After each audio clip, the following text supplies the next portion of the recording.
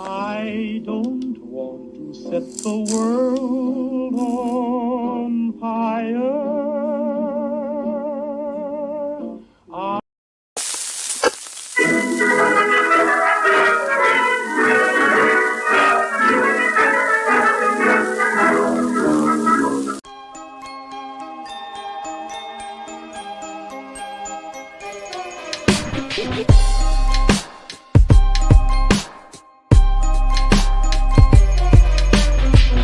Welcome back to another episode of the Beat Double OM. Of course, I am your host with the most, as always, Cam G, the man to the right of me. That is my co-host at this time, Mr. Phil Kahn, and the man on the bottom of your screen, that is my co-host slash producer, Metalcore Mike. Gentlemen, it is Wednesday, which means you already know what that means. We are here to talk about AEW Dynamite once again. Before I get into that, how is your Wednesday evening going? I'm going to try and do new poses when we go live for now on. I'm just going to be like I'm just going to come up with like different poses every time we go live moving forward. What's going on, Will? What do you think? New poses? I like it. Yeah. I like it. I mean, I think it change it up. Instead of me coming on here bitching about something for 10 minutes, I'm just going to do some poses like, you know. I don't always catch your poses because I'm trying to make sure I like get my intro right, but Yeah. I catch some of them. I try my best. Yeah, but it's Wednesday night. Another night of AEW Dynamite, another night of professional wrestling. What's really good is it's starting to get nicer outside, which has been great. Exciting time right now in sports. Like I said, Monday night, you know, we got WrestleMania season, college basketball tournaments happening right now. NFL draft is right around the corner. UFL is about to kick off this weekend. Like, it's an exciting time in sports. Tomorrow is opening day to the MLB season. What? Like, baseball starts again? Like, it is an exciting time. Exciting time. But also, we have AEW Dynasty coming up in a couple weeks. So, like, it is an exciting time in sports. And yeah, as I said Monday night, I'm calling professional wrestling a sport. I don't give a fuck what nobody says. It is a sport. It is. Because if you go and look in the Olympics or, you know, there's college and high school and there's amateur wrestling, and it's under the category of what? Sports. Yes, this is professional wrestling and it's predetermined storyline and already, man, but it's still real. Guys and girls get hurt. Things happen. It is real. So it is a sport. And it's an exciting time in sports. See, I went positive tonight. Positive. I went the positive route tonight. I mean, honestly, I mean, I don't really have a whole lot of negativity, I guess, about this show. Shocking. Was tonight's show great? No, but it was definitely I mean, it's definitely better than last week. Massive step up from last week. And I mean, the thing I can appreciate about just this show in general is the fact that I think they added emphasis on just the important storylines, and everything else was just kind of filler for just the time being, just to get through Dynamite. So I can appreciate that kind of took a back seat in the stuff that is going to be, their important storylines and stuff that we're going to see of importance leading into Dynasty was the forefront of the show tonight. So I can appreciate that. So really not a horrible show overall, I would say, for Dynamite tonight. I mean, there's no such thing as a perfect show. I mean, that's something I think we've well established, is there's no such thing as a perfect show. Yeah. If I had to describe a perfect show, the last time I can truly say I seen a perfect show was Survivor Series 2002. Was one of the best pay-per-views probably of all time. Seriously, if you've never seen Survivor Series 2002, go watch it. And in its entirety, you have to watch it in its entirety. And it's the one time in history that every championship on the card changed hands. Every championship. There was not one retain. But it was just a great show, great action. But you get up to today, no show is ever great. There's nothing perfect about any of these shows. And I think that's something that we've established already. AEW, the thing is, and we talk about this every week. I mean, AEW they've been around long enough to where they should have already found their ground. They should have already found their footing. I talked about this with somebody the other day, though. The problem with AEW is you got to look at how AEW started. They tried to do the ranking system. They tried to make wins and losses matter in a ranking system form. Okay. Every professional wrestling company wins and losses matter, but they tried to do it in a ranking system form and it fell apart very, very quickly. Why? Because storylines started evolving and you had guys who were, in 5th or 6th place on the ranking system saying, hey, I deserve an AEW title shot or I deserve a shot at this. And then they would start a feud with the champion. And then it's like they hop 5 or 6 spots. And then it's like, what the fuck do we have a ranking system for? And then they try and bring it back in 2024? Lasted 2 weeks, gone. Why? Because it doesn't work that way anymore. It doesn't. You also had people that just randomly showed up in the top 5 of the ranking, and they were never seen on an episode of AEW Dynamite once. New people coming in and just getting title shots right away. Like they had the ranking system, then they took it away for 2 weeks, and they brought it back again. Then they took it away. Like they never really stuck with it. And I ultimately, at the time when they were actually trying to do the rankings, I loved it because they were actually trying to make wins and losses matter in a sport, in a world where at times when it came down to the old regime of the WWE, you take wins and losses with a grain of salt every single day of the week. Like it really didn't matter in the grand scheme of things because whatever storyline they were going to tell, they were going to tell regardless. It didn't really matter at the end of the day. But they were going to use these rankings to try to ultimately tell the stories and say, all right, look, at the end of the day, we have this ranking here. We have this number 1 contender. Make a story out of it. You do something with that and you actually try to make something worthwhile. They ultimately didn't because they never really stuck to the plan of it, and that's ultimately their fault. They tried to get away from it. I ultimately understood it, but yeah, it came and went. System's gone. It's up and down. It's gone. It's gone. And yeah. So at the end of the day, it is what it is. They tried it. There's no harm in trying. But at the end of the day, tonight's episode of Dynamite, you saw the progression of the storylines that are ultimately confirmed for Dynasty tonight. That's it. That's all you had. Other than that, like Cam said, this was all. The rest of it was pretty much filler. That main event tonight, I understood what they mean. I understood what they meant with everything. With MJF trying to basically get a hit on Darby Allin. I understand that from that perspective of the Don Callis family going after them. But that's basically a filler main event. It was cool to see Roosh on television, but everything else after that was the only thing that mattered because of the hit on Darby Allin. That's it. There was more to it, but when we get there, when we get to that point of talking about it, I'll point out what it was because I seen it. AEW Dynamite, they were in Minnesota tonight. So we kick things off with Kenny Omega versus Swerve Strickland. Swerve Strickland putting his number 1 contendership on the line. And he wants the EVP status of one Kenny Omega in return if you were to win this match. My initial questions going into this match was why isn't this the main event? What is more important on this program? What else do you have in store on this program? I said the exact same thing. You have your 2 top stars in this match, one-on-one for only the second time in their time in AEW against each other. What else do you have in store? Why is this not the main event for this program? I would have a lot of questions, a lot of important questions there. But yeah, and those questions got answered. I like the way that they definitely sprinkled it, through the rest of pretty much rest of the show with Kenny Omega and of course MJF. So I definitely how they spread that out. But this match was fantastic. I like this match a lot. Again, I wouldn't mind seeing Kenny and Swerve 3, honestly. But we always got to add more importance. We got to add a stipulation, or we got to add something else to this match to add more excitement to it.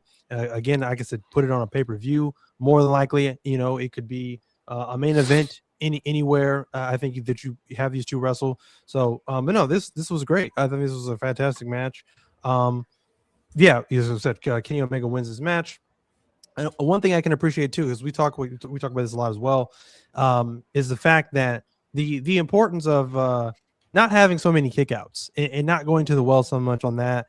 They did that in abundance on Revolution, which is something that really stuck out to me as kind of annoying and just downright stupid.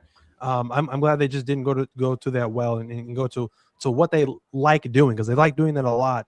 Not even just on with the pay-per-views, but in just regular episodes like this on Dynamite, where you see them hit an abundance of signature moves or finisher moves, and you see kickouts at 2, you see kickouts at 1, and it just looks ridiculous. So when at one point in this match, when Swerve hits, the Swerve stomp from the top rope and Kenny kicks out, I was worried. I was worried because I was like, okay, is this going to be another one of those matches where, it's just back and forth?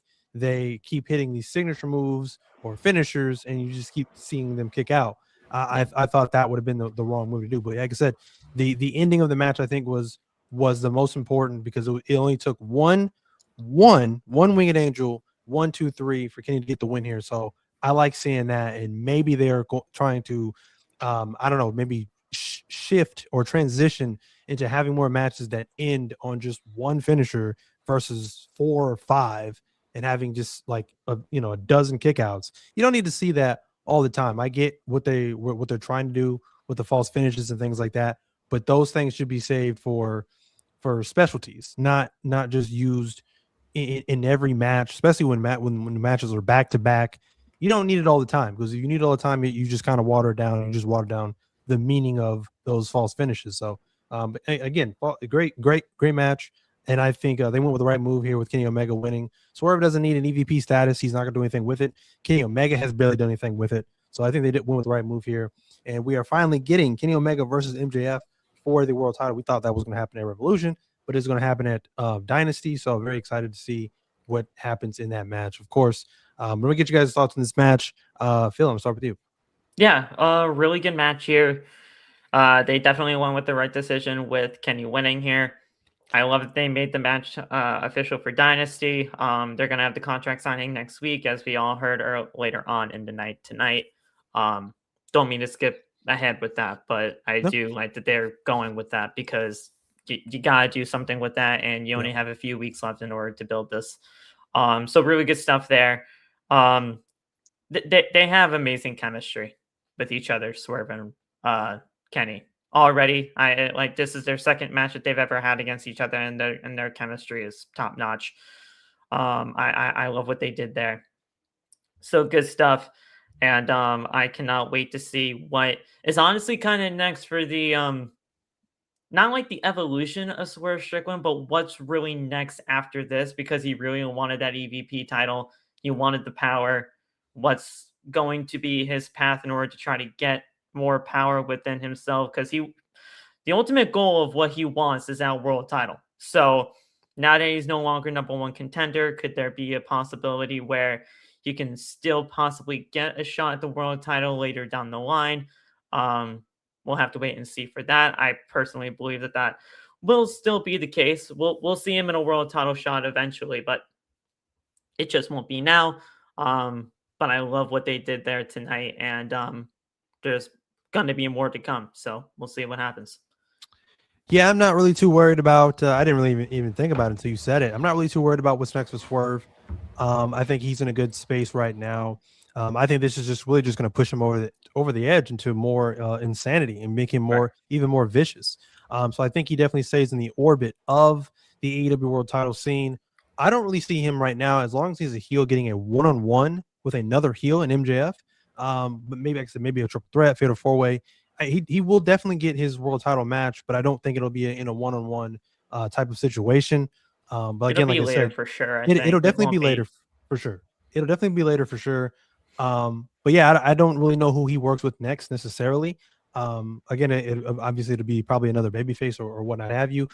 Keep the pressure on though. Like, you got to keep him on. You got to keep him on, and you got to keep him at least present within that. So absolutely, and I definitely think they will. I definitely think they will. He's a top guy. I don't really think that I would hope not, at least, that they're going to just put him on the back burner. So definitely keep the pressure on. He's red hot right now with this his heel turn still fresh. Pretty much. So But yeah, I'm not really too concerned with what's next for Swerve. I definitely think they will find something for him. Hopefully, something significant moving forward. But It's Mike, not your really a thoughts on this match? concern for me. It's just that I'm Yeah, really interested to see what's next yeah, yeah, because he wanted that power and now he doesn't have it. And even yeah. the number one contendership, what will be next? That'll be a thing to look into. But Mike, your thoughts? We're going to see Swerve and Kenny again. It'll happen. And as far as a stipulation being put into it, I don't think they need it. They don't need to have a stipulation. They can have another one-on-one singles match. Nothing has to be added into it because tonight was a phenomenal match between these two. Let's face it. It was. This was a great match.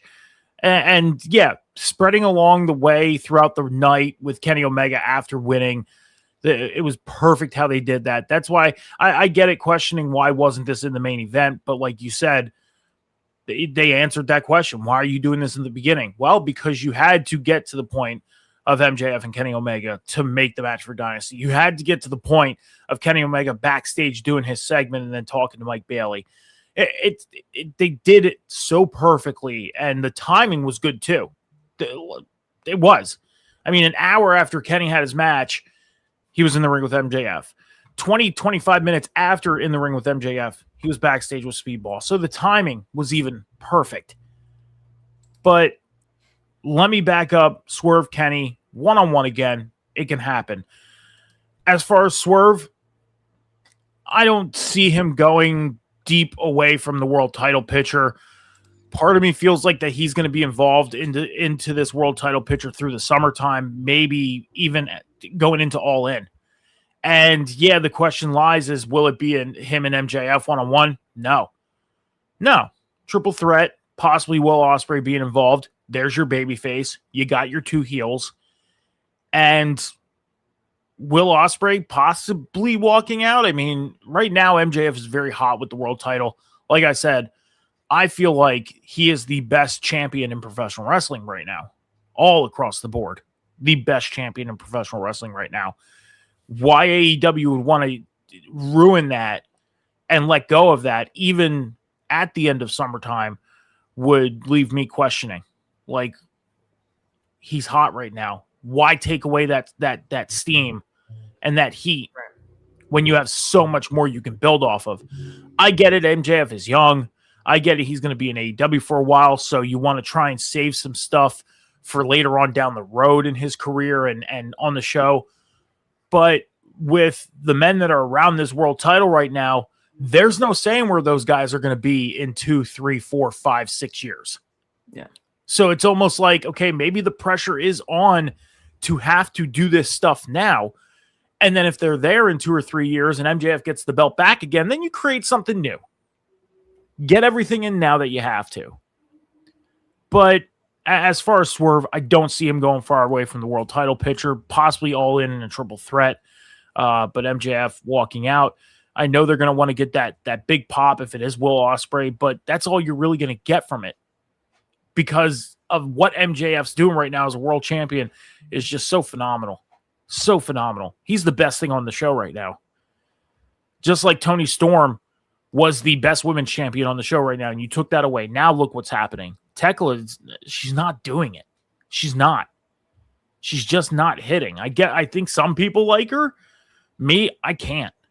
I can't grasp onto it. I was rooting for Mina to beat her tonight. Rooting for it, but didn't get it. So, but yeah, Kenny winning. It was great. So now MJF, Kenny Omega, April 12th Dynasty. I'm excited for this match. I am super excited for this match. We saw that we got a Darby Allin video package. We saw him climbing Mount Everest and hinting towards that he wants the world championship. I think they have big plans for one Darby Allin. We just have to see them play out on TV. So eventually, I think we are going to get Darby Allin probably versus MJF eventually. We had said that it was a possibility that he could face MJF for the world title one-on-one at Dynasty. Obviously, that's not going to happen now. So probably somewhere down the line. For me right now, I would say they have to definitely build something for Darby Allin, because I mean they had that small window. Yeah, I think around the time when he climbed the mountain, and I felt like that was the time when Mox was running amok and he has the title hostage. I think that was the time. Him and Mox definitely had their string of matches, and they're both bloodthirsty maniacs, and they definitely just play off each other very well. So I think they could have had obviously a very good match, a very violent match that could have satisfied AEW fans and AEW sickos alike. Yeah. And that would have probably been the time to put the title on Darby. Now that you have MJF holding championship, and like I said, and to Mike's point, like I said, MJF right now is just on top of the world.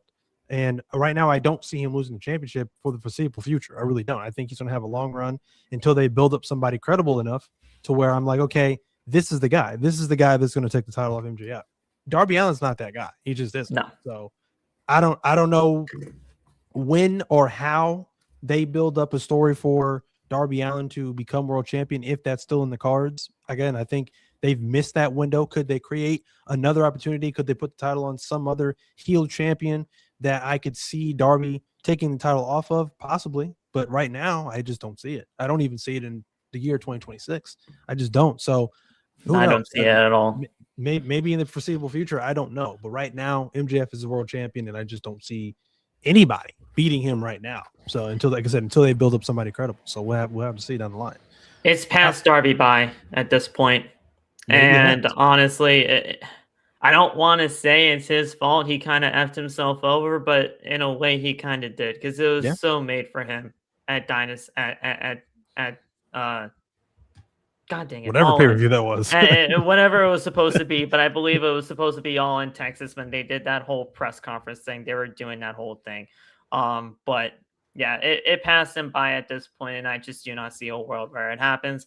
I'm still fully of the belief that it will be Will Ospreay come all in. I am. I'm going to stick with that. I understand it may not be everybody's cup of tea for that. But it's literally right in the palm of their hands.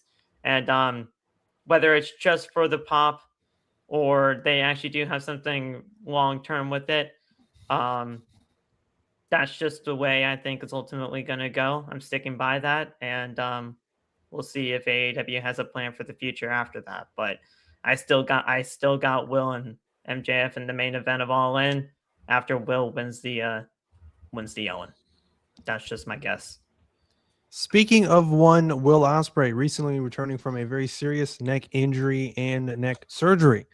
He had probably easily one of his best promos, probably in his entirety in AEW. He says that Moxley snapped his neck in front of his countrymen, his son, his missus, and his mom.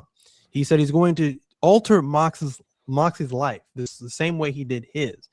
And he points to this massive scar on his neck. I love this promo because, again, this is what I talk about all the time when I say a lot of times with this company is I just don't feel anything. I don't feel anything like I did the early years. There's no emotion anymore. There's nothing to get invested into. There's nothing to sink your teeth into. This promo gave me all of that. The man is literally got tears welling up in his eyes. So he meant every single word that came out of his mouth. So this easily makes me care more about Will Ospreay getting back at Jon Moxley, because before it's like, do I care? Kind of, but I'm really we're all wanting Ospreay to move on, obviously, to the world title. Like him and MJF is obviously going to be the move sooner, probably rather than later. So that's I think what a lot of people and a lot of Ospreay fans are waiting on. Mox no longer has anything of importance for Will Ospreay. Right. This is just revenge right now. This is just a grudge match. But this added that importance. This added that emotion. And like I said, it just made me care that much more. Now I really want to see this match. I really want to see these two, tear each other limb from limb. This was great. Yeah. This was fantastic. And this easily just added more importance to this match. I'm going to get you guys' thoughts on this promo. Mike, I'm going to start with you. I mean, the difference between Will Ospreay's emotions and Jon Moxley's not giving a shit like attitude, it's like two different it's like looking through the eyes of two different perspectives. It's like John Moxley flipped the script from panning to the crowd one week, and now he's just like, yeah, I'll just fuck you up again. That's it. I'll beat your ass and break your neck and send you back home. It's like, dude, pick a side now. Seriously. Like, you're panning to the crowd one week, and now you're threatening a man's career the next. I've been begging for that for weeks now. Like, pick a side. Are you going to go back to being an asshole, or are you going to, like, continue panning to the crowd like you've been since you won the Continental Championship back in, December? So I like this. I like how this is going. Like I said, through the eyes of a man who has a bunch of emotion, and then through the eyes of another man who just does not give a shit. And the last time we seen John Moxley just not give a shit, what happened? He lost his world title. So the possibilities of Will Ospreay beating him at Dynasty right now are pretty high. And this would probably be step one. This will probably be step one for Will Ospreay's rise to the proverbial top of AEW. Well said, Phil. Yeah. I don't doubt that for a single second. If Will doesn't win this match at Dynasty, I'll be shocked. Like, honestly, because this is truly like the first step. The first step to get Will Ospreay to the path of becoming a world champion is to defeat one of the guys that held that world championship hostage for the better part of the 9 months that he did, whether it was in a briefcase or not. This was a really good promo from Will. And like Cam said, the emotions were definitely felt with that. You saw the tears in his eyes. You hear the words that he was speaking, the point of the scar on his neck that signifies what he's had to go through in order to get back to where he is right now.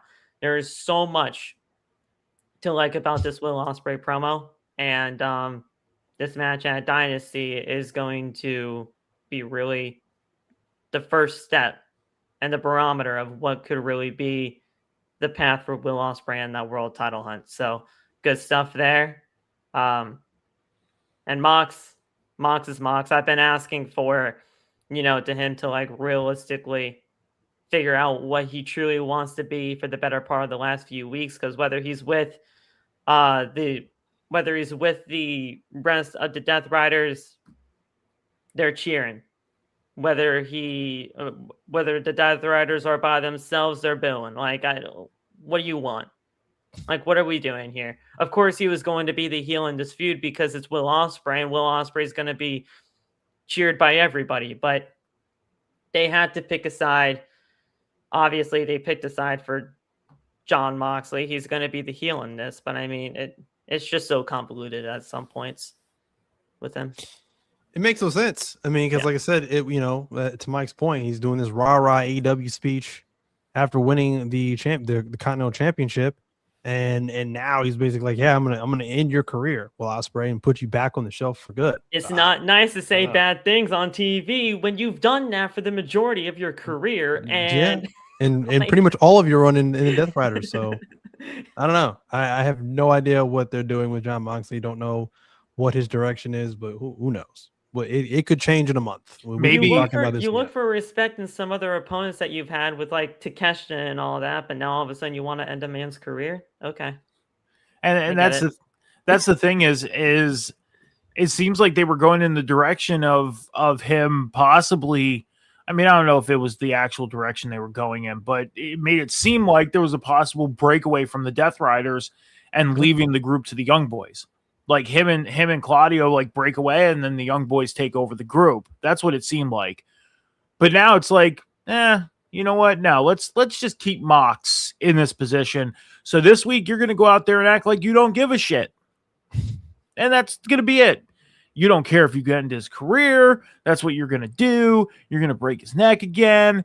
But the thing that it does to us is it leaves us fucking confused, because it's like last week, you were slapping hands and shaking, anyways. Yeah. You You were shaking hands and kissing puppies, and now you're wanting to end a man's career. Like, pick a side, dude. Like last week, you had me thinking, like, okay, maybe there's a possibility you're going away from the Death Riders, and now this week it's like, like get on track with something. They're a freaking unit already. Like, just figure it out. Like, come on. Like I said, it's that on-off switch, like with the Judgment Day, and I don't know until finally we got a breakthrough in that storyline. Like at this point, I'm not even going to try to classify Jon Moxley as a heel or a babyface at this point, because he's just going to be Jon Moxley, and whatever they need him to be, they'll have him be it for whatever feud he's going to be put into. It's like what Mike always says about Swerve. He's not a heel or babyface. He's just Swerve. He's just Swerve.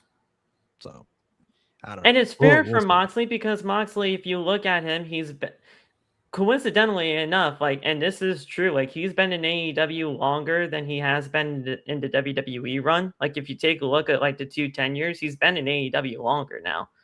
So, like, I mean, you take a look at what happens in AEW, he's kind of like 13 to 19, because he left in 19. That's 6. Well, plus his time in NXT, which was about 2 years. So that's 6. That's 8. Now 9, 6. it's 9, almost about 10, there. It's almost 9, about there. 10, 11, 12, 1, 10, 11, 12, 13, 14, 15, 16. I've done that. Like, one more year, and it'll be evened out.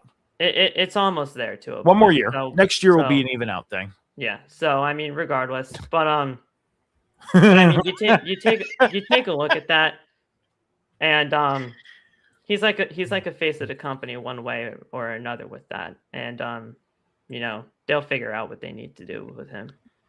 Speaking of the Death Riders, Death Riders, blah. I don't know what happened there. The Death Riders took on Top Flight. I don't know where they dug them up from, dude. And Zeta Steel. I was just happy to see them, but I mean, yeah, they were gonna lose. They were only on this program for the cheap pop because they're from Minnesota. That was about it. Because you're not gonna see them after this. I highly doubt it. Just Ring of Honor. I mean, unless you tune in to Collision. Or Ring of which Honor. I won't. I will do neither of those things. Death Riders win. That's no shock there. Thanks for coming, Top Flight. I guess. Like I said, they were a big deal at one point, especially Dante Martin. Yeah, they Again, tried. the fall off of Dante Martin needs to be studied because he was a big deal at one point, and then that was that. That was because the injury to Darius. Yeah, When and they his were brother doing came the back, he singles run got for him healthy, then. and that was that. They went I mean, back to being Top Flight, and that was that.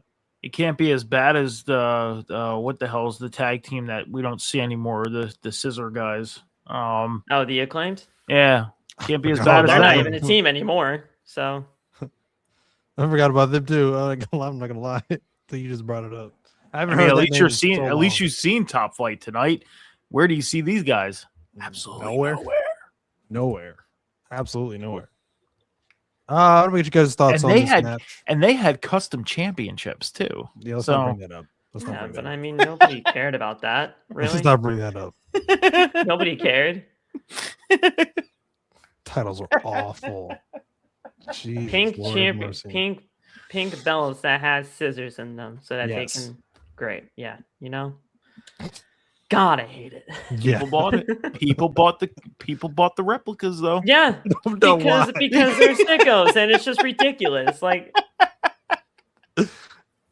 Wow. they only made that so that they can sell those shitty belts, and they did. So People spent the $600 on the replicas, so you know that's their that's money. a piece. That's a piece of AEW history memorabilia. That's probably only worth like $50 now, but you know. Probably. Good So for them, if I anybody's guess. selling one for $50, I'll take it off your hands. I will not. Oh You my can keep your God. $50. I will keep my $50. I will too, Phil. God. I absolutely will keep my money. Thank you very much. Good God. Never do that shit again. Oh man. But I'm gonna get you guys' thoughts on this match, if any. Phil, I'm start with you. I was just lucky to see Top Flight and Zeta Steel on my TV, but I knew what was coming. I mean, come on. Like, I mean, it wasn't really that hard to figure out. I don't care what anybody says. I understand that with everything that happened with Zato leaving the WWE ID program or whatever to come to AEW, so be it. Did she I, leave I, or she I get released? huh? Did she She left. leave or She left. She left because apparently, from what I heard in an interview from her, she just lost love in pro wrestling from what they were doing with her in the WWE and Evolve. So she left. She wanted to, kind of rejuvenate herself, and she found herself in AEW. And I love it. I think she honestly very much well fits with what they're doing with her and Top Flight. It's random. It's very? random as all hell, but I think she's really kind of find her groove here, and she's if this is where she's happy, then this is where she's happy. But at the end of the day, we all knew what was going to be happening here, and Death Riders got the win, and then that's obviously when Moxley said what he said to do for Ospreay. So there's that, but good stuff for them, and whatever they do in Ring of Honor, I'll be happy for. I guess so. I mean, it's something rather than nothing, I suppose. But Mike, your thoughts? So I found one of the one custom trios title scissor, and the trios titles. I mean, I'm not gonna say the website it's on, but it's $129, and it's Billy Gunn's because it says "Daddy asked me" on it. So so I found one, $129. I don't know why I looked for it. I just did. I mean, the Death Riders won this match. It was a given. Curiosity killed the cat. That's the one thing I was kind of curious. I'm not buying it. I'm not spending $130 on a belt right now. No, I'm not in that type of position. Not that belt, anyways. And when I'm in the position to be able to buy a replica championship, I wouldn't do that to Cam. I wouldn't do that to Cam. No, I wouldn't do that. I wouldn't do that to you. Don't even think I would ever do that off a cliff. I would never do that to you. Just saying that right now. So Tommy, stop. Anyways, I mean, hey, the Death Riders won. I'll say this. I give credit to AEW for what they're doing with these trios matches, though, doing the mixed gender matches and stuff like. It's really cool that they're doing that. It is. I like that they're doing this because it's something that I don't think we would see WWE even do, even in the next year or two. There's no physicality or anything. I mean, we've seen hints of it and everything, but at least they're doing them. And that's probably the cool thing that you could take away from this match. But the Death Riders winning this, it was a given. It was a filler. That was it. We had to get to Moxley answering Will Ospreay. That was it. That's what we needed to get to with this. Exactly. And that's what we got. We got Mox answering Will Ospreay, as we talked about earlier in this program. I guess the match will be made official. We don't have a graphic yet, I don't think, for this match, but I would assume this match gets made. It was at the corner of the screen. Yeah, like they showed like a corner of it, but they're having a contract signing next week, so that's when it'll be made official, and the full big screen graphic will be there. So we'll definitely have to see. I'm looking forward to this match now. I really am. I mean, a match that I probably wouldn't have thought a lot about. I think they did a pretty decent job, mainly with Will Ospreay, with what he had to say. I said, fantastic promo. I can't speak highly enough of that promo. Easily one of his best, if not his best, in AEW so far. Moving on, we had the Young Bucks video package. Once again, they're still reeling after losing the World Tag Team Championship match against FTR at Revolution. Basically a pity party that they're still throwing. But they said they're going to pick themselves up, dust themselves off, and they are still chasing the World Tag Team titles, which is kind of a head scratcher still because I don't really know what they're doing with this match. I would assume this match gets made official at Dynasty. I still think maybe a triple threat: Bucks, FTR, Copeland, and Christian for the tag team titles. I would assume something of that nature. Since the Bucks, the match at Dynasty is already set. It's just Copeland Cage versus FTR. Young Bucks, they're going to come later on down the line, and I'm sure that triple threat will happen at All In. It just makes it more confusing because I don't know what they're doing for Dynasty then, if they're just not a Dynasty at all. I'm just odd. surprised that we keep skipping over the fact that we also have Double or Nothing coming up in May. Like, why are we jumping right to All In? They're going to get their match then. Like, if we're going to have a triple threat, I think it'll happen at Double or Nothing, not push it all the way back to the end of August for All In. So this is what happens when you have so many pay-per-views, and then it's just like each month, and they're just crunched together, and it's just like, because Double or Nothing's the next one after Dynasty. Yeah, I know, but that's my point with all of this, is that we're gonna get Cope and Christian versus FTR at Dynasty. Come Double or Nothing, I fully Triple expect threat. that we could possibly see FTR versus the Young Bucks again, sadly, or Cope and Christian versus the Young Bucks, but whoever wins that at Double or Nothing, and then we're doing a three-way. The road I see it is Cope and Christian can win at Dynasty, or they don't win at Dynasty. We get the triple threat at Double or Nothing. Cope and Christian win the belts, and then at All In, the Young Bucks win the belts, because the Cope and Christian aren't going to have a long run with those belts if they get them.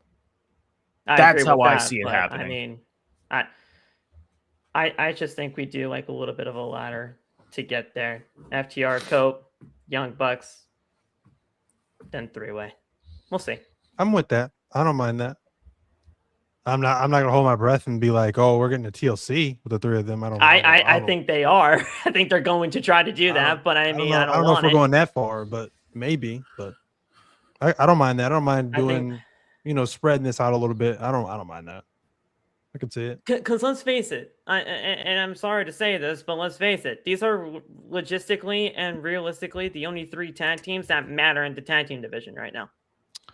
Nobody else. There's not much going on in the tag team division after Brodito. Nobody else is warranted to go after these tag team titles other than these three tag teams. So they're going to milk this, and they're going to try to get this to the biggest stage that they could possibly can, and that's All In. Like, they are. They're going to milk it, and as they should, because they don't have anything else going on in the tag team division. Right. Because these are the only three teams that matter. So I can see it. I mean, I don't mind it. So we'll definitely have to see it. It's just like right now, with Dynasty being the immediate, next pay-per-view coming up, the Bucks don't really have anything to do, and they keep mentioning the tag team titles. So I don't know. It's kind of odd to see what they do, if anything, for Dynasty. So we'll have to see. The next match is Rocky Romero versus Speedball Mike Bailey. Again, I have nothing written down for this. Just Speedball wins. Again, the positive here, right? I would say Rocky Romero's selling is really good and it's hilarious.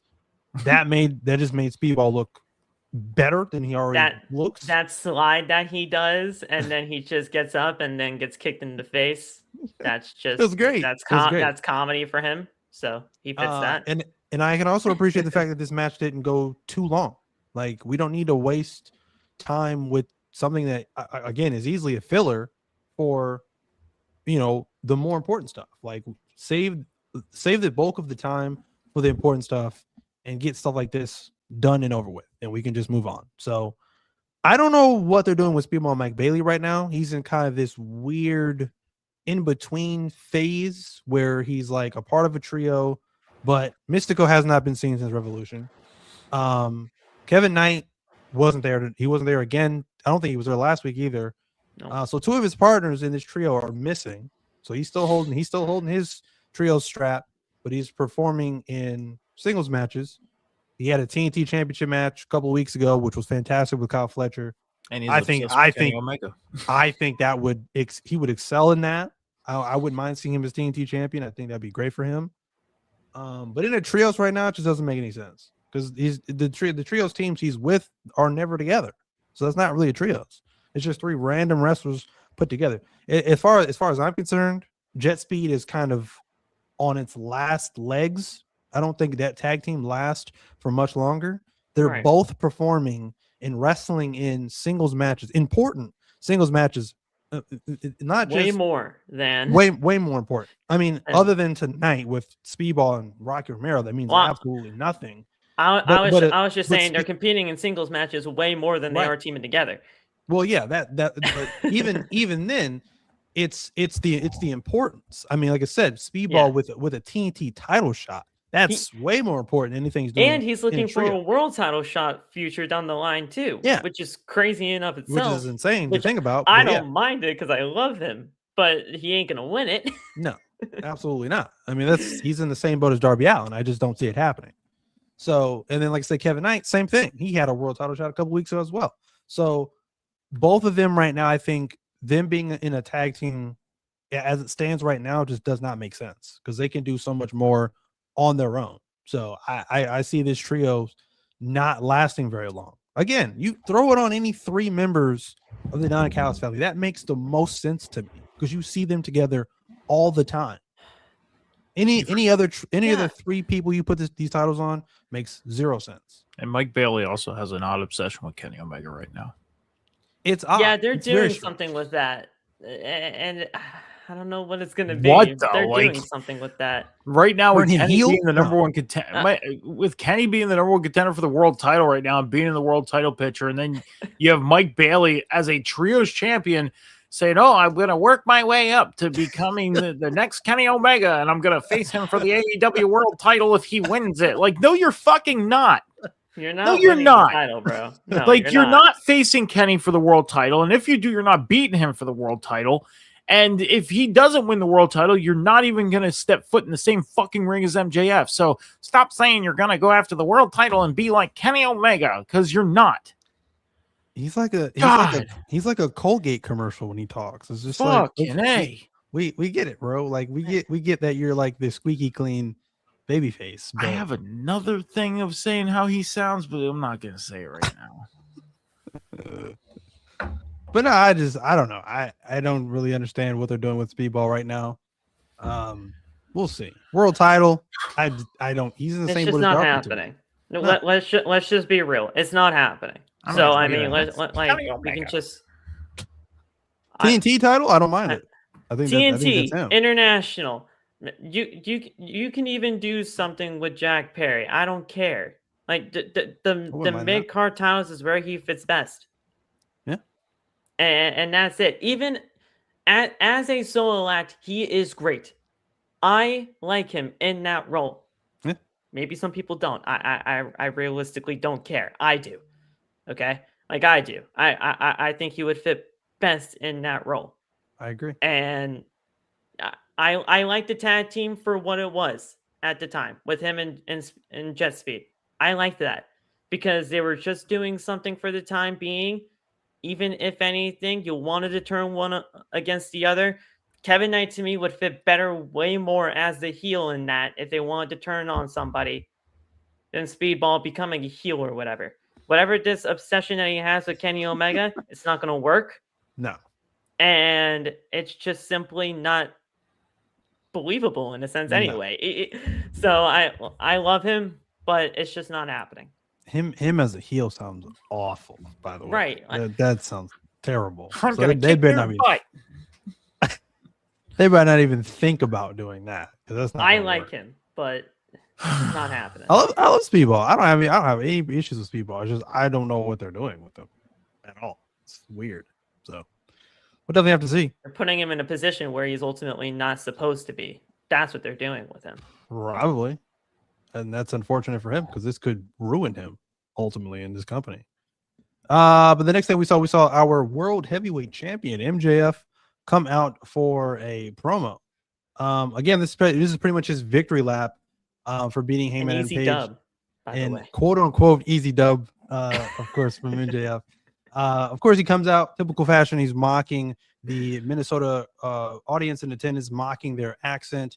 Only MJF can. And then, of course, he says, that Hangman can now not ever, he says ever, like at least 10 times in a row, challenge for the World Heavyweight Championship ever again. And he basically double dips on the catchphrases. He's better than you and you know it. And of course, no one is on the level of the devil.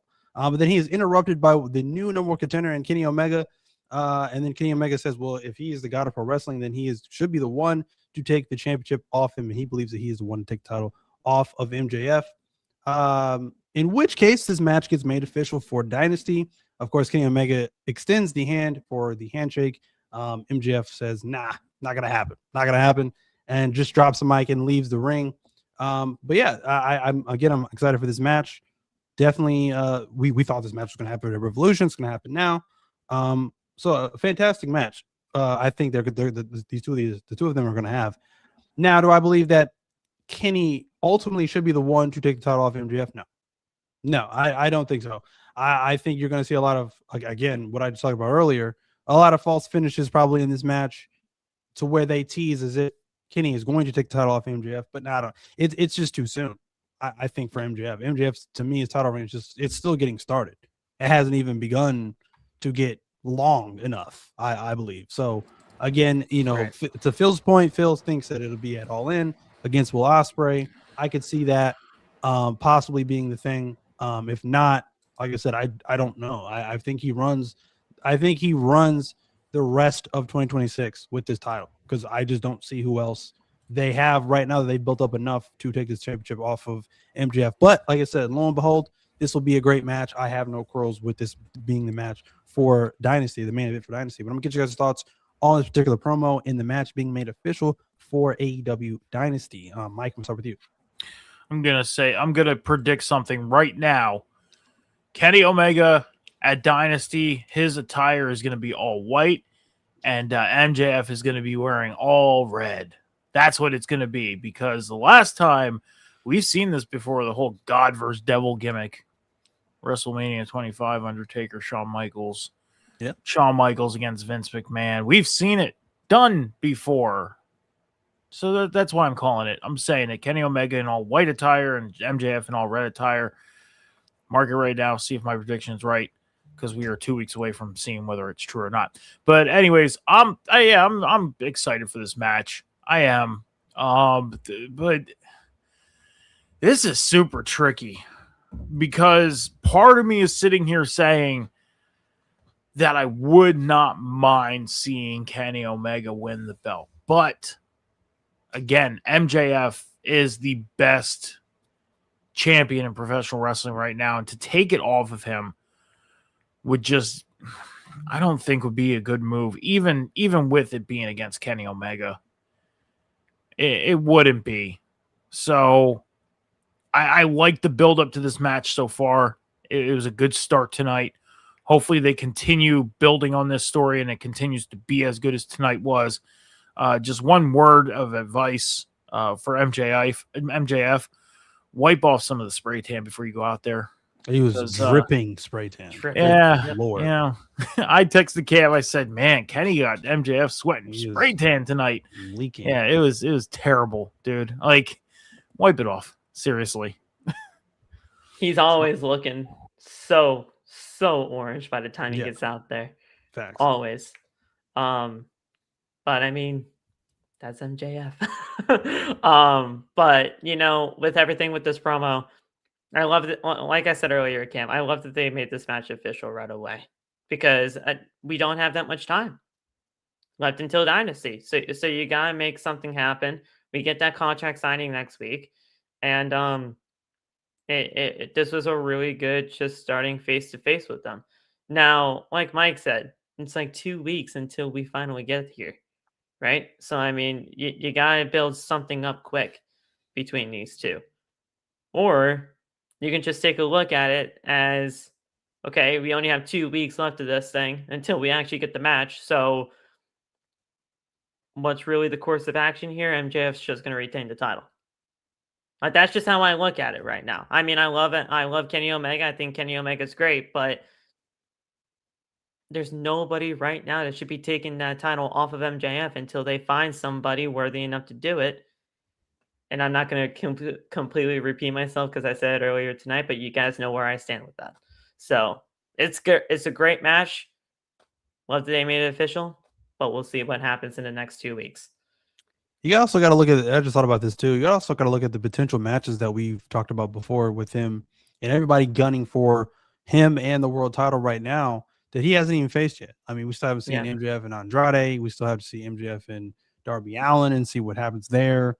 I even thought about, I mean, if you build him back up to the main event scene, I even thought about the potential of MJF and Orange Cassidy. I mean, like there's so many potentials there that we haven't seen yet. And I don't think and this sounds bad, Kenny is great. He's fantastic. He's phenomenal in his own right. But I just don't see the same caliber of those matches of like a what if this match happens? What if that match happens with Kenny Omega? I see that with MJF because he just has a string of all of these great matches checked off of his list already. Is it a stretch to say that at Double or Nothing we could possibly see a lot more than just a singles match for the main event of the world title at Double or Nothing? Because you say there's so many people that we still haven't seen yet in this feud for MJF and the world title, like Andrade and so many others.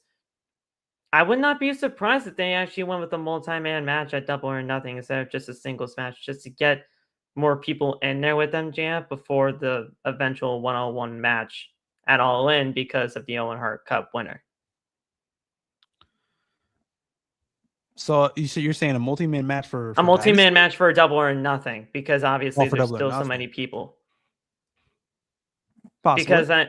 Because I mean the match for All In is most likely just going to be that one-on-one match because of the Owen Hart Cup winner. We're getting a one-on-one match at Dynasty one way or another because we're getting that contract signing next week. Andrade wants the belt, and he said that he wants the belt at the literally ending portions of the night. Darby got taken out, so I don't see him going after it. We could possibly see a little bit more than just a one-on-one match at Double or Nothing for the world title to get him more contenders in there. So that possibly. I feel like it's a possibility. I'm not saying that's going to happen, but I mean, you want more people to go after that world title, there's your chance. It's a possibility. I don't know how well they will do with being able to play that out on television with having to juggle so much talent in one match. And then you got to figure out four-way build before. But then it's like you have to also figure out, I feel like, what the rest of this card looks like as well too. That's fair. I feel like you know what I mean, with so many stars in one match. The last time is my problem. The last time MJF defended the belt at Double or Nothing was a fatal 4-way. So yeah, they did that. I believe it was like a four-pillar thing. That's very true. Yeah. So I don't know. I'm just skeptical about that. I guess just for what the rest of this card would look like with so many stars just kind of grouped up into one match. But I could see it. I mean, there's a potential for sure. I mean, there's so many top names right now going after MJF, so I could definitely see it. You know what match? On the road to All In. So, You know what match they should do? They should steal a page out of WWE's book and do a scramble match. Yes. Yes. I knew you were going to say that. I want a scramble match. Cool idea, man. I love the scrambles. God, I miss the fucking scramble matches. They were so cool. I knew you were going to say that. I love the scramble matches though. Like that would be amazing. I liked it as a stipulation in the game. That was interesting. Real quick off topic. When the game was called SmackDown, or when it was just called SmackDown, you had SmackDown, SmackDown 2, SmackDown Shut Your Mouth. Right, yeah. Here Comes the Pain. It was the very first SmackDown game. There was a stipulation at WrestleMania, I believe it was WrestleMania 16, hardcore title, and it was a 30-minute hardcore title match, and the person that was the champion at the end of the 30 minutes was the winner. So like there was a bunch of pinfalls throughout the whole thing. Like the belt just kept changing hands, and I forget who ultimately won the match, but it was super cool. 30-minute time limit. During the pay-per-view, I think it was 15-minute time limit. In the game, you were able to do up to 30 minutes. But whoever was the champion at the end of the time limit was the winner and the champion. But that was during the 24/7 rule. So it was like right after the match, the belt it was up for grabs anyways, right after the match because it was 24/7. So interesting. Yeah, that was a cool stipulation too. I liked that. And they only did it one time. It was only that one time that they did it. Yeah. Interesting. Very rare stipulation. The next thing we got Renee backstage with Copeland and Christian. Fuck, Again. I'm old. Fucking A, I'm old. This was Copeland's again. This is a really great promo from Copeland. Again, his first real big promo since coming back. We went all the way back through the history. Of course, he called Cash Wheeler by his real name, which, if you didn't know, his real name is Daniel. It's Daniel Wheeler, I believe his real name is. And so, yeah, he went all the way back from when he first met him in 2009 and said he was a wrestler, basically detailing the history of how he really took Cash Wheeler under his wing. And their family knows each other and their kids play together. And again, adding that emotion and adding that importance, going back to the history of their friendship and detailing their friendship and how they know each other and how they met, adds in that emotion, adds in that importance into this match. So now it's even gone even beyond the World Tag Team titles. It's not just about the tag team titles. It's also about just getting revenge on what they did to Beth Phoenix. And then I like how immediately after that, they had FTR come out and just immediately respond. And this is go back to what I said at the beginning of this program about how they added importance into the things that matter the most. They're important storylines versus these random matches or random promos that don't matter or don't connect to anything. All that other stuff just took a back seat tonight. And I think that's what made the show good tonight for once. So FTR comes out and they immediately respond. Of course, Cash has never really done much for me on the mic, but again, I think this was a really good and probably his best promo on the mic. And he just responds immediately to what Adam Copeland had said and said, "Hey, I don't need you anymore. This isn't 2009 anymore. I don't care about your stupid kids. Now this is my family. Look to your left, look to your right. This is my family now." Loved it. I loved what he said. He kept it short and sweet. Didn't have to say too much. So I'm liking where this is going. Of course, I love Copeland and Christian. I like where they're going with this ultimately. I think the match of Dynasty is going to be fantastic. I don't see them beating FTR. I'm going to be completely honest. I think they're saving that for what we could ultimately see at probably Double or Nothing in a triple threat for the World Tag Team titles, and I think they win the titles there. But I'm excited for this match now. What they did tonight, I think, was fantastic and got me excited even more so for this World Tag Team title match. I want to get you guys' thoughts on this promo. Phil, and start with you. It was a good promo. I was actually able to hear them this time, or they didn't just think that they were going to say something, they get booed, and then they just leave. So that's good. I actually hear what I was actually going to say Daniel. That's actually kind of funny. I actually wanted to hear what FTR was going to say about it, and they did good here. I'm gonna love the match at Dynasty. I think that match is gonna be really good. We know what FTR and Cope can do in the ring, considering that, I mean, they were a trio together before Cope got back together with Christian. So we know what those three can do. So adding Christian into the mix is only, to me personally, going to make it better, because you got two of the great tag teams in there. They're going to get the job done, and they're going to make it a really good time. So good stuff. And we'll see how this whole entire triple threat kind of angle for these tag team titles develop as we get closer to Double or Nothing and All In. So I'm all game. Absolutely. Mike? Is it just me, or every storyline that Adam Copeland is involved in, his family's involved in? Like, they're always mentioned. Is it just me, or am I losing my fucking mind here? I think you're or is this like a true thing? Is his family always mentioned in every storyline? I think you're getting him confused with Dax. Dax is always the one that's mentioning his Dax wife. is always saying. That's what I mean. It's like Adam Copeland, every storyline he's in, like, look what he was in with Christian. Like, Christian always talked about his family. Now FTR's doing it. Like, every fucking storyline he is involved in, his family is always mentioned. Back when he came back in WWE, what was the very first storyline he was involved in with Randy Orton? His family. What first happened? Beth got RKO'd. Like, fucking hey, dude. Seriously, can't you do anything else but have your family focused in storyline? He even had that the mixed tag team match with the Miz at one point, and they were doing Miz and Maurice versus Beth and Edge at that time too. Yeah. That's what I mean. Look, here's the thing. Family is always involved in the storyline. Like, do something else besides your family being involved. Like, why do you need to involve your wife and kids in every fucking storyline you're doing since you came back in 2020? Like, seriously. It's, I'm done. I'll shut the fuck up it, now. I don't. I like Cope. I don't see know. what you I like mean. Cope. I do. I see what you mean. But I mean, I just take it to the chin at this point, and I'm numb to it. I'm numb to it. That's always the running joke with Dax, because Dax is always talking about his wife or something like that. Something of that. He's nature. always talking about his wife and kids, and then they're always talking about how Cope and FTR used to be family because of the whole thing. What literally happened when tonight. Copeland came back, he was the one that helped him train. They even showed the videos of him helping him train and come back. Like it's out there, but it's just like, dude, you could tell other stories. Like you don't need to have your family involved in every goddamn storyline you're doing, which is like annoying at this time. Like ever since Cope came into AEW, he's been linked with FTR. They need to get him away.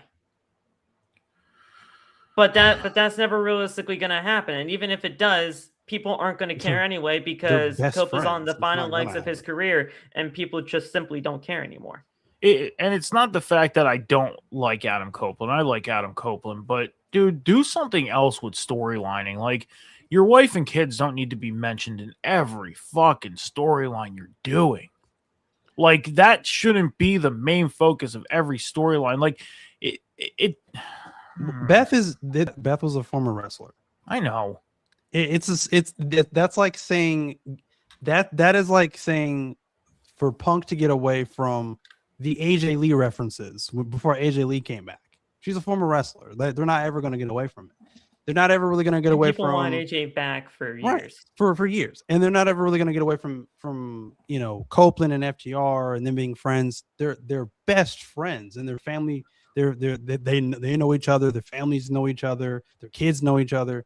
So for me, I like each other's houses. I liked this particular these two segments for the mere fact that it adds that realistic factor, because it's not like it's one thing if Copeland is feuding with some I don't know, somebody random. But even when he feuds with somebody random, family is still right. involved in the storyline. Like, but why? my point is it doesn't make sense if they do it then, because they don't have that history. The history they have the history he has with FTR makes sense.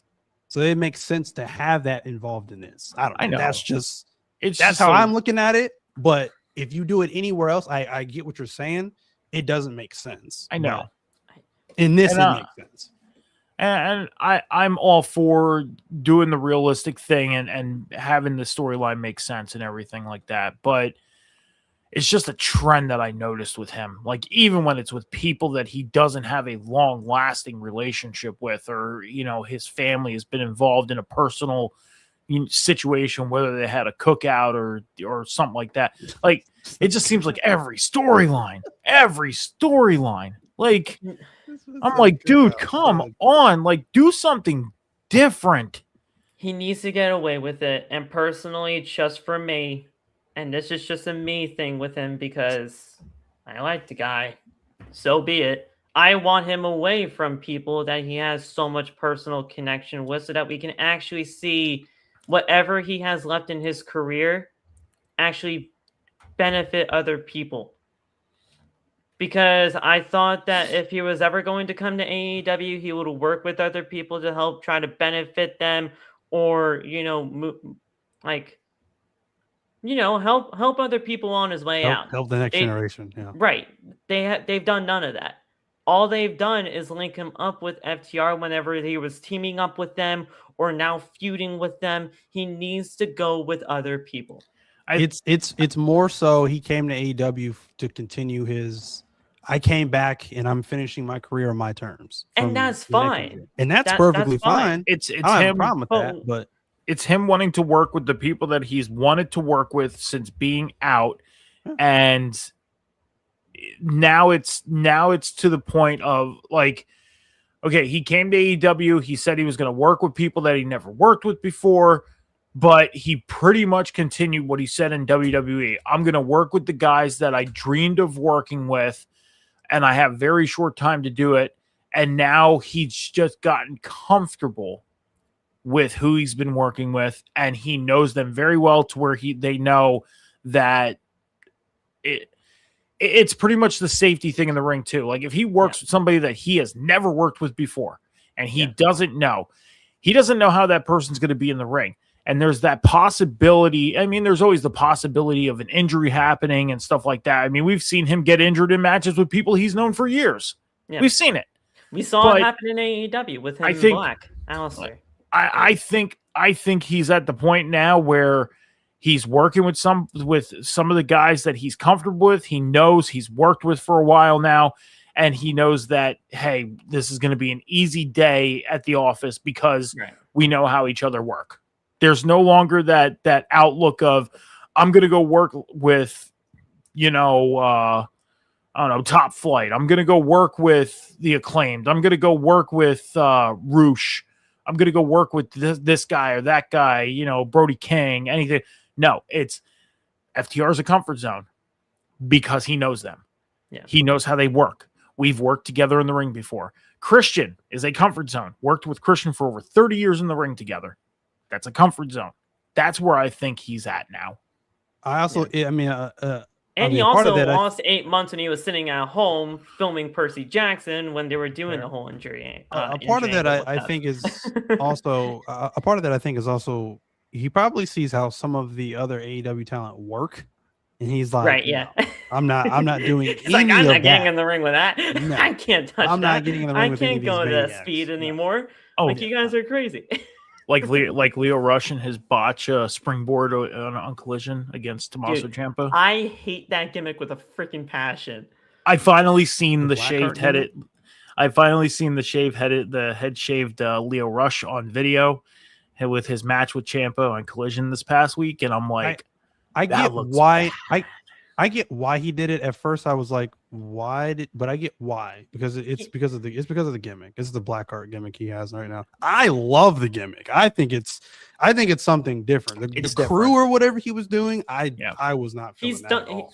Leo's done this gimmick before in other promotions, and I personally did not know. I personally did not know that. Mm-hmm. So when I saw that, when I saw that for the very first time, that was the very first time I saw it at the Battle Royal. I was like, what the fuck is this? I don't care.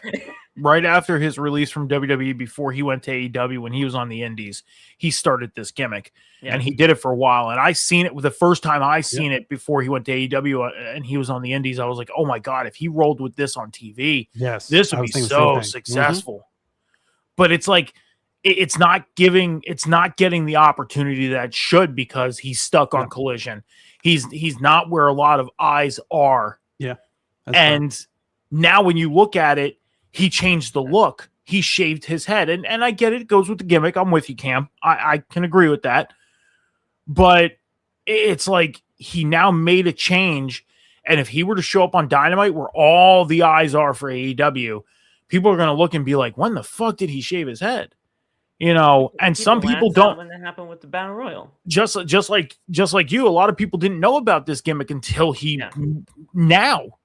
So it's like I said, I didn't have no idea about it until that Battle Royal spot. Yeah. I definitely have found myself a lot of the times when I see new talent or whatever, specifically with AEW, who I'm like, who the heck is this? Right. Yeah. But with this gimmick, I have watched, video after video of him on the indies with this. If you guys have videos of it, go look on YouTube. Because super easy. Amazing. I'll definitely send you some videos. Yeah. Because honestly, here's the thing. Personally, it's awesome. I'm just off rip. I've never really been that big of a fan of Leo Rush in general. I'm just not a Leo Rush guy. Personally, I liked him when he was with Bobby Lashley. So but he was either showing ass, showing ass or doing this gimmick. So I was like, I just didn't care for it. Now, if this gimmick was actually successful elsewhere, it was and I so just hard haven't on seen the it yet, then maybe I can actually warm up to it. But until I actually see something, let me put it this way. You know how you're a fan of Ricky Sosa? Oh yeah, well yeah. You know how you're a fan of him? Yeah. I guarantee you, you are instantly going to love this gimmick, seeing his indie stuff, just like that. It's great. It's fantastic. Instant. We'll see. But anyways, back on topic. Leo Rush wasn't even on the show. But anyways, Yeah. the next I know match we somebody had that was though. we had the Dogs versus Orange Roof. Cassidy. Who was Hey. his partner? Come here. It was Roderick Strong. Cassidy and Strong versus Connors and Finlay. Because I did not have it written down. But yes, so You were on Orange Cassidy and AEW Roderick tonight? Strong versus the Dogs. Now initially I am not not She that said dog. she wasn't on AEW tonight. What do you mean? not that dog. Not that dog, but the Dogs. I like what they bring to the table though. I like Finlay The and Clark. Dogs. I couldn't really care less for them. I just can't take them serious. They've lost most of these matches They won against tonight. Cassidy yet tonight, but they Finally. lost like I they will lost say like finally. 2 in a row. I won't say They lost finally. the pay-per-view. but- They lost I think the week before that. So it's like I can't really, they're not off to the best start with me really connecting with them. They're just not. But tonight they needed the win tonight to even Yeah. stay afloat, I think. Because if they lost tonight, it's done.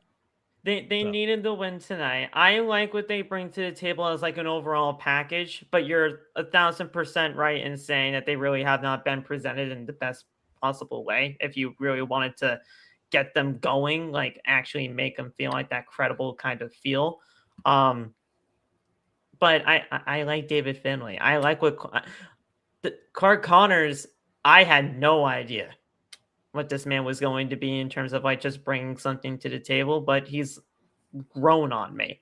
Now, has he grown on me ever since this feud with Darby Allin? No, that's not what grown on me. What grew on me is that, like I'm going to be doing later on with the whole Leo Rush thing, looking up this thing with his thing, I looked up what Clark Connors was before, and I really liked what I saw at that point. So I like what they do. I like what the overall package is, but just build them up more. That's all I'm saying. I think they just need to do something else. Just get away from Cassidy. They need to they need to actually do something get away better. from this. Get away from Orange Cassidy and friends, or get away from Darby and friends. Do something more to where they that's- fit the style that's what I of think what it they is. are. Yeah. I do want to say one thing about Orange Cassidy is I noticed that he's starting to bring back a little bit of the inklings of his first like pre-injury, like the old days. Like for example, when they had what's his name in the corner, like they were doing the chops. Like you had Roderick doing the hard chops, and then he was just, And then when he got chopped at the beginning of the match, he gets chopped at the beginning of the match instead of chopping back and forth like he did like a year or two ago. He took the chop and he was like, nope, tug out, left. Like that was old school Orange Cassidy. And it's even when he was making his entrance, he did a mini shove to yes, I believe it was Stoke, and then obviously FTR just completely went berserk. Like I said, if AEW, if they would start bringing back some even little things like that of old school AEW, like beginning days of AEW stuff, it can start bringing some people back. I think it would start bringing some people back, and the crowd's gonna go nuts for it anyway because they were doing like when he was just doing like the smallest of things. So they go for it.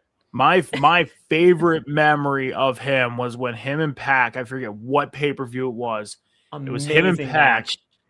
And every time Pac went to go do a high-risk maneuver, he would just like roll super slowly to the other side of the ring. I think it was Revolution in 2020, right before the pandemic. It was that match.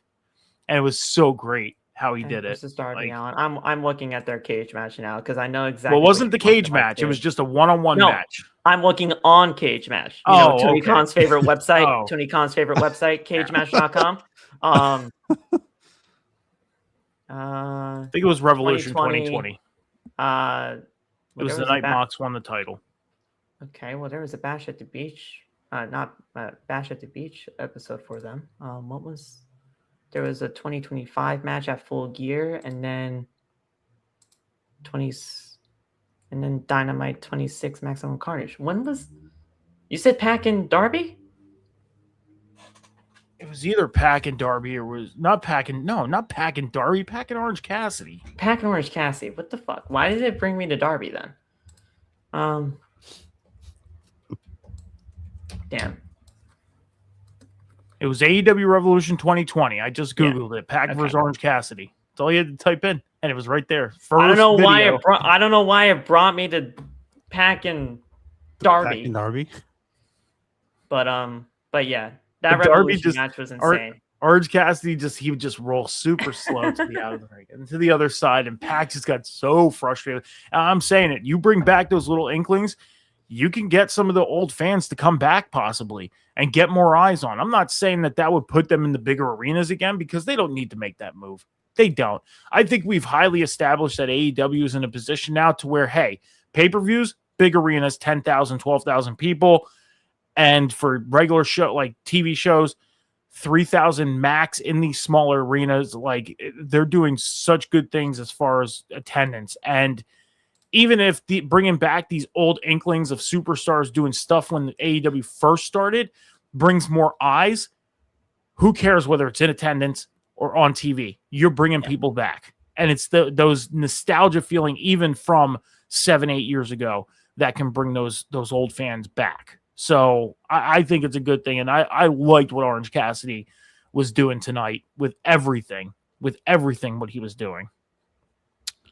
We got Kyle Fletcher backstage. Of course, he addresses the partnership that Don Callis had made with MJF to take out Darby Allin. He says that he does not like the he does not like the MJF partnership, and that he wants to be the one to bring back the world championship into the Don Callis family, that he is the man to do it. Now, for me, I would hope that means he is not trying to be a double champion, because we don't need a double on your champion. title, please, Kyle. Yes, focus on the TNT championship and focus on defending that title. We do not need a double champion, but I'll love that match whenever we get it. Don't get me wrong, but focus on your title. He also makes good with Takeshita. I don't know about you guys, but I'm not buying it. I think Takeshita is playing them all, and I think he is waiting for his time to strike to eventually break away from Don Callis and the Don Callis family. So I'm very excited to see that if and when that ever happens, and of course when we ever get another match with him and Okada. So we'll definitely have to see there. I think Kyle Fletcher's a two-faced piece of shit. That's what he is. Probably. He's just trying to stay good with one of the guys, so that way because here's the thing is we're ultimately going to get Okada and Takeshita. It's going to happen. Yeah. Kyle Fletcher just wants to be on the upper side of that. So he's going to stay good with one of these guys. Mm-hmm. And then let's say Takeshita gets the better of Okada. Well, then he's going to be behind Takeshita. But if Okada gets the better of Takeshita, then he's going to be behind Okada. Whatever side that gets the upper hand, that's going to be him. The two-faced son of a bitch. That's what he is. That's what Kyle Fletcher is. A two-faced son of a bitch. That fits Kyle, though. That fits Kyle, what he's trying to accomplish and what he's trying to do. So, I mean, good for him, I guess. But whatever hand that's going to try to feed him the most, that's who he's going to side with. We got Tekla versus Mina Shirakawa for the Women's World Championship. Kind of out of the blue. I don't know when Mina became number contender, but this match. This was just random.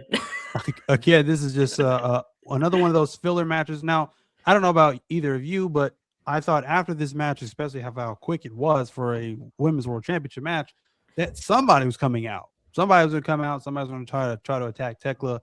And that was going to be the build going into Dynasty, since she has no direction right now or no match made for her next title defense. But nothing happened. The match just ended, and then we just went on to the next segment. So I really don't know what is next for Tekla or what her next big opponent is.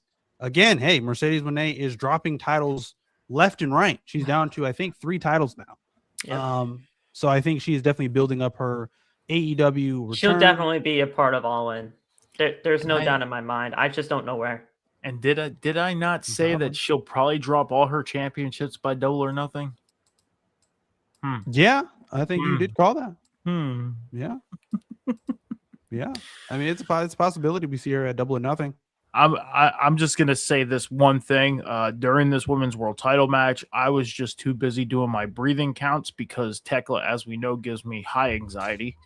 Yeah, and I mean, that woman needs to take a chill fucking pill. Seriously. Like, God dang it. Like, control yourself, woman. Like, she's just like all over the place. And I'm like, oh my God. Like, I had to doing freaking breathing techniques while she's doing it. Like, she does awesome. I'm going to say that she does awesome things. Not to take away from her. She does. I'm not a fan of her. But she does do awesome things. But just control yourself. Seriously. Like, you don't need to be doing all this unnecessary free. I get it. You're like the toxic spider and everything. You're trying to act like if you let me say this. If you study a spider, you don't see spiders moving like that. They don't. They just sit in their web, hanging out, waiting for something to land into their web so they can eat something. So sit still. Seriously. Sit freaking still.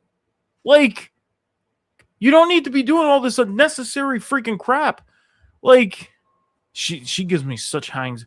1, 2, 3, 4, 5, 6, 7, 8, 9, 10. 1, 2, 3, 4, 5, 7, 8, 9, 10, 10, 9, 8, 7, 6, 5, 4, 3, 2, 1. I'm good. I don't know, man. We'll have to see, I guess. But Bill, your thoughts on this match? The match was a non-factor. We knew Tekla was winning. So, you know, and to your question about when the Henton Mina become number one contender, she didn't. This was just random as hell. Now I get that they're trying to do this whole thing with Tony. Tony got attacked. They're probably not going to announce who attacked her in the next, like, maybe 5 months or whenever she is ultimately coming back. Because apparently she's not coming back for a while. Yeah. From what I heard. But regardless, whatever is going to be the case, it's going to be the case. I personally think they're probably going to have Mina be the one that actually did it. I don't know why. It's just a little inkling that I have. Because it's a standard pro wrestling thing to do. It's just a standard thing. But I mean, we'll see. Whatever happens.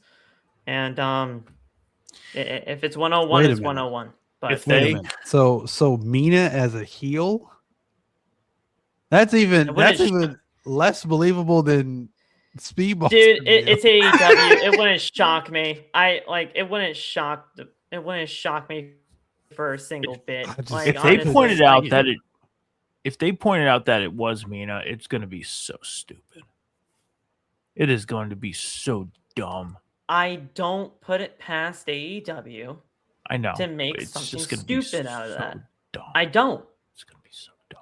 To be honest with you, though, I mean, we've got enough of this mystery man in a mask and which is the reason why I simply won't care either way. I don't care about this storyline. I don't care what they're doing. 25 of them running around on Raw every Monday. As a fan, I'm tired of doing variables.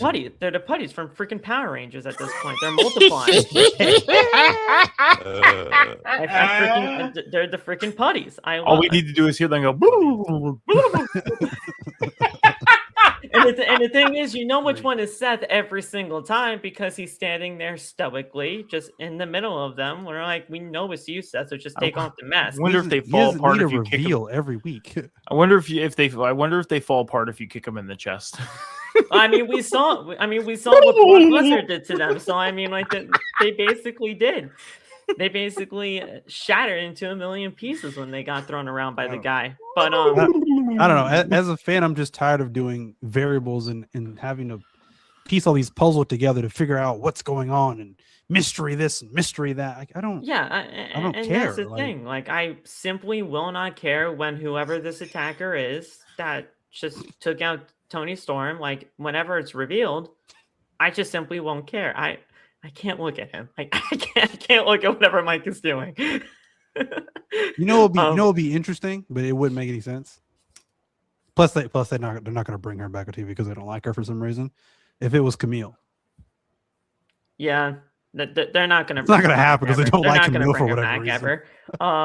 But yeah, just for some sneaky reason, I just have a feeling that it's Mina, and that's awful. I hope not. Dude, it's not that.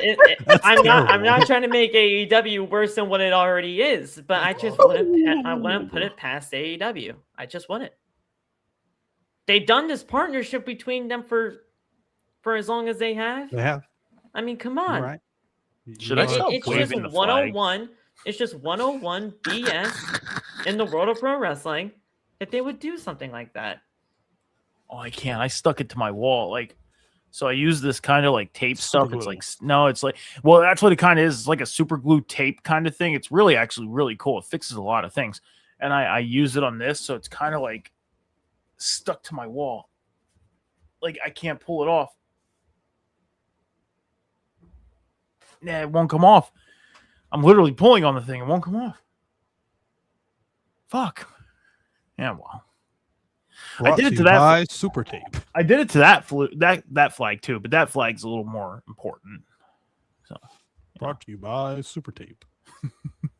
But gentlemen, we have reached the main event. The main event saw Darby Allin versus Roosh in a no. I think it was a no count out. No count out. Just no main count event. out. a no count out match. Yeah, because we gotta have those. Yeah. I did not watch the main Just event. I got shits enough and of giggles. Darby. I didn't watch the main event. I got enough of Darby last week in the casket match nonsense good. with car crash and all this other nonsense. It was So solid. I didn't care to watch this match. Go ahead. I'll stop. No, I don't have anything to say. I didn't watch the match. So. It was a pretty good match. It wasn't bad. I was half tempted to turn off too, like when the main event happened, because normally I do. I'll say this. I'll admit it. Normally I do 9 times out of 10 turn off the main event because I'm just like, unless there's something up for grabs like a championship, I don't care. I don't care. But tonight I was like, it's Roosh and Darby Allin. It's no count out for some stupid fucking reason. But it's Roosh and Darby Allin. This shouldn't be too bad of a match. And it really wasn't. I feel bad for Roosh because Darby Allin did like this drop kick thing off the top rope to the floor while he was sitting on a chair and he kicked him in the nuts. Yeah. He legitimately kicked him in the nuts. And I'm like, oh, Roosh, dude, I feel so bad for you. Like, I felt that, and I was just laying on my couch. Like, that had to have been bad. That had to have hurt. And he was literally on the floor for like 2 minutes, like, oh, I'm like, oh, man. But it wasn't a bad match. It wasn't. I mean, the ending, even after the match, was pretty interesting to the fact, like, when Darby was going up to the ramp, and you just see Mark Davis just come out from behind him and literally just scoop him up, turn him upside down, and just Him up pile like a drive baby him. and just pile drove him. Yeah. And then Just the whole insane. Don Callis family comes out, beats the shit out of Darby Allin. While Don Callis and Andrade are standing up at the top of the ramp. Andrade's like, why are we even doing this? Like, there's no point of doing this. Yeah, I want the championship. But we don't need to do this to him. Like, this is fucking Darby Allin. He's smaller than all the guys in our group. We don't need a wolf pack of going after this guy. Like, one of us could have did this. And Mark Davis ultimately did that before he even took him down to the ring and did this. So I'm seeing, I don't know, but Andrade, yeah, I understand he wants the world title, but the way he's been acting the past couple weeks, I've been liking the way he's been the past couple weeks with the crowd and all that stuff. And even during matches, like the people are for him. Taking He's pants literally off having- and he's cheering. He's literally having such a good run in AEW right now. And I see him breaking off that Don Callis family soon. I do. I see it. It's a resurgence of his career. Yeah. It's the best thing that he's realistically ever done. And him, like, I didn't even want him to be a part of the Don Callis family to begin with. But then all of a sudden, when he was a part of it, I had to give it a chance because it was ultimately just going to happen anyway. But then as you continuously see what is happening here and people starting to like him more and more and more, the thought of him just breaking away of the Don Callis family, possibly along with, it's obviously not going to be in the same wavelength as, like, Takeshita and Andrade are going to leave together in a sense. But the fact that those two could be the ones to just ultimately leave and be on their own and actually stand on their own feet is a good thing. Now, the match, like you said, Mike, it was a good match. It was a good match. I like what they did here. And the thing is, you guys know how much of a fan I am of Roosh. So the fact that I am just seeing Roosh on a television screen and even in the main event of a Dynamite, it's just a really cool thing for me because that man, to me, is one of the most underrated guys that they have in that entire company. Now, Darby, they had a hit on him. MJF has a hit on him. Don Callis' family was taking him out. I get that. But other than that, to me, now that Darby Allin is just taken out of the picture for the world title scene, until further notice, maybe, who knows? What's next? What's next after this? And that's what we're going to have to figure out. I do have to give a small credit to Taz and Excalibur because Tony Schiavone accidentally called Roosh Andrade by accident, and they stayed so professional with it. Like they because there's been times where Tony Schiavone had said the wrong thing and got corrected by somebody. Tonight, they kept it professional. They just looked right past it. They were like, yeah, whatever. It's a simple mistake. It happens. So I also love hats it when off to Taz them is for on being professional. commentary. Yeah. Taz on commentary. I know he's not going to be there like every single week, but he adds so much. Just like Brian. When Brian's on commentary, he adds so much, and then whenever Taz is there, he adds so much to the table. That's because they were in-ring competitors. That's why. Yeah. And they did it at the highest level. So yeah. I know. I'm just saying, like, but just when they're there, it's great whenever they are. Yeah. So. But gentlemen, that is all I got for you for this week for 3/25/2026. It is now time to plug yourself. Phil, where can we find you? TikTok, Twitter, YouTube, Instagram, Twitch, PhillyMet _. You type it, you find it. It's a good thing. Did a watch along tonight. Really good stuff there. Doing a watch along on Friday. It'll be good stuff there. If you guys want to tag on in and join in on the fun, it's always a good time. Got some stuff in the pipeline, and just stay tuned because I want to definitely get more AEW content over on the channels. I'm not really that good at that. I'm normally kind of sticking with the WWE, and I don't want to be that kind of guy that just sticks out one company. I want to actually be like kind of like not like an encyclopedia or some shit, but like like spread the wings and actually talk about more about other companies than just the WWE. So I'll get stuff together and you guys can find out what I got cooking up on the pipeline for social media purposes. So X is where you can realistically find me for everything that I got in terms of what I got in store. Definitely keep up with Phil and everything he's got coming out of the creation pipelines. Definitely good stuff over there. Mike, where can we find you? So you can find me over on Instagram, X, YouTube, and TikTok at MetalMike714. Yes, I said YouTube. Why? Because I finally started piecing together what I'm going to be doing with my personal YouTube channel. So go check out MetalMike714 on YouTube. Nothing's up yet, but beginning of April is when content will be starting to be pushed onto the YouTube. That's where you can find me personally. Here every Wednesday with Cam and Phil after AEW Dynamite for the Boom. Me and Cam every Monday night on the Table Spot after Monday Night Raw. You can also catch me on the Huddle Hub Podcast, twitch.tv/the Huddle Hub Podcast, youtube.com/@the Huddle Hub Pod. You can also find us on X, TikTok, and Instagram at the Huddle Hub Pod, live every Tuesday at 7 p.m. Eastern Standard Time. And right now during the off season, every Saturday at 11 a.m. up in, for now. That might change in the next couple weeks. Which might have to get changed back to Sundays. Got some videos coming out tomorrow, 4 p.m. Eastern Standard Time. There's going to be videos dropped on YouTube, on a YouTube Shorts, TikTok, and on Instagram. And then on the full segment category, the full segment of the short is going to be posted at 7 p.m. Eastern Standard Time. Me and John John had this idea he came up with. We did a March Madness style tournament, NFL style. So we're leaving it up to the viewers to pick the winners from the Elite Eight all the way up to the championship. And on Tuesday, we will tally up to see who the viewers pick as the first champion of the tournament. So, yeah, Huddle Hub Podcast over on Twitch, YouTube, X, TikTok, Instagram. As for me, you can find me here every single Wednesday evening with these two gentlemen talking about some AEW Dynamite right here on the Boom.